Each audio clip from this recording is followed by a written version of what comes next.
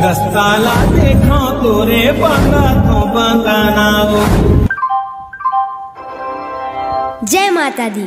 यात्रीगण कृपया ध्यान दें, माता की भक्ति से भरपूर स्पेशल ट्रेन चुनरी यात्रा एक्सप्रेस 2025 आपके नगर बेमेतरा में पधार चुकी है। इस ट्रेन के ड्राइवर हैं भक्ति के दीवाने।